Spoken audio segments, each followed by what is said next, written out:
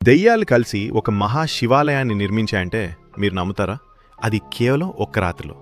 ఎటువంటి సిమెంట్, సున్నం లేదా ఆధునిక పరికరాలు లేకుండా, కొన్ని నిమిషాల్లో ఒదిని పరికరాలు లేకుండా 100 అడుగులెత్తున ఈ గుడిని ఎలా కట్టారు?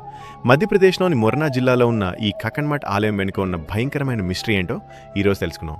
ఈ వీడియో చివరి వరకు చూడండి, ఎందుకంటే ఈ ఆలయ నిర్మాణం చూస్తే మీరు ఆశ్చర్యంతో నోరెళ్లబెడతారు. మధ్యప్రదేశ్లోని గ్వాలియర్కు సుమారు 70 కిలోమీటర్ల దూరంలో సిహోనియా అనే గ్రామంలో ఈ ఆలయం ఉంది.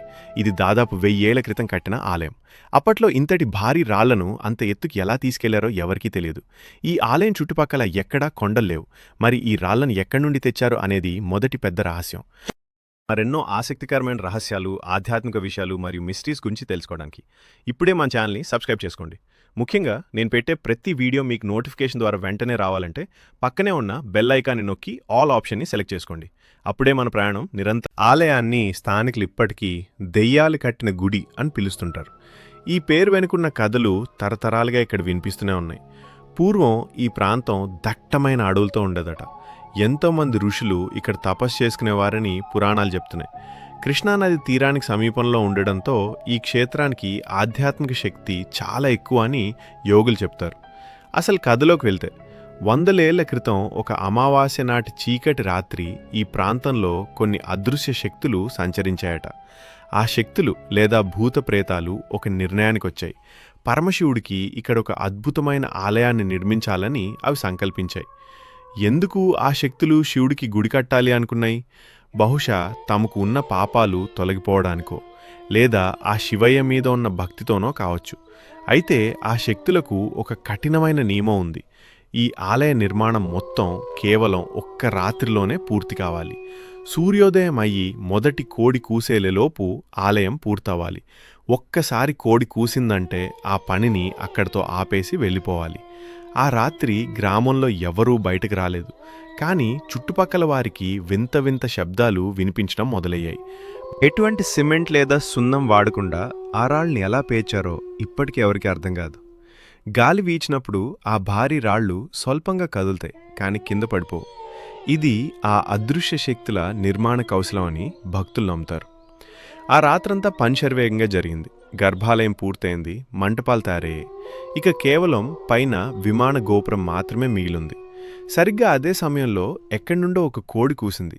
ఆ శబ్దం వినగానే ఆ అదృశ్య శక్తులు ఒక్కసారిగా ఆగిపోయాయి. అందుకే మీరు ఈ ఆలయాన్ని గమనిస్తే దీనికి పైన గోపురం ఉండదు. పైన రాళ్ళు అస్తవ్యస్తంగా సగం పనిలో ఆగిపోయినట్టు కనిపిస్తాయి. ఆ కోడి నిజంగానే కూసిందా, లేక ఆ శక్తులు అంతకంటే ఎక్కువ కట్టకుండా దైవమే మాయ చేశాడా అనేది పెద్ద మిస్టరీ. ఆధునిక ఇంజనీర్లు ఈ ఆలయాన్ని పరిశీలించినప్పుడు కొన్ని ఆశ్చర్యకరమైన విషయాలు వెలుగులోకొచ్చాయి. ఇక్కడ వాడిన రాళ్ళు ఈ ప్రాంతంలో దొరికేవి కావు. మరి అంతటి భారీ రాళ్లను ఒక్క రాత్రిలో ఎక్కడి నుండి తెచ్చారు? ఒక రాత్రిలో అంత పెద్ద పునాదులు తీసి అంత ఎత్తున రాళ్లను పేర్చడం మనుషులకు అసాధ్యం అని చాలామంది అభిప్రాయం. భూకంపాలు వచ్చినా, పెను తుపాన్లు వచ్చినా ఈ ఆలయం చెక్కు చెదరకుండా ఉండటం వెనుక ఏదో అతీంద్రియ శక్తి ఉందని కొందరు నమ్ముతారు. రాళ్ల మధ్య ఎటువంటి అతుకు లేకపోయినా అవి ఒకదానితో ఒకటి పెనవేసుకునున్న తీరు అద్భుతం. ఈ ఆలయంలో ప్రధాన దైవం శ్రీ నాగేశ్వర స్వామి. శివుడిక్కడ నాగేశ్వరుడిగా వెలిశాడు.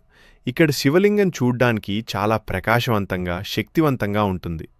ఆలయంలో అడుగుపెట్టగానే ఒక రకమైన ప్రశాంతత, అదే సమయంలో ఒక తెలియని భయం కలుగుతాయని భక్తులు చెబుతారు. అదృశ్య శక్తులు ఇప్పటికీ ఆలయ పరిసరాల్లో తిరుగుతూ స్వామివారిని సేవిస్తుంటాయని స్థానిక నమ్మకం. ఈ క్షేత్రం ముఖ్యంగా రాహు కేతు దోష నివారణకు ప్రసిద్ధి.